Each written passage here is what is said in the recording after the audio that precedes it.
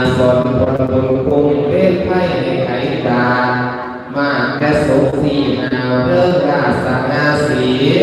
นับตั้งแต่เมื่อนี้ในมีมาพิโยคุณพุทโธธรรมโมตลอดสัตว์โคด้วยสามพระคุณให้มาช่วยเป็นพลังด้วยราสุขภาพซื้อหาวให้อันเจ้ายังใส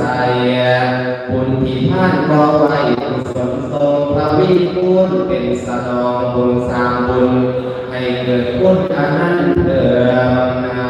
ให้สุขเสริมเกษตรสร้างมีสตังใส่กายมีหลายๆเงินล้านสาธุมีหลายๆเงินล้านสาธุ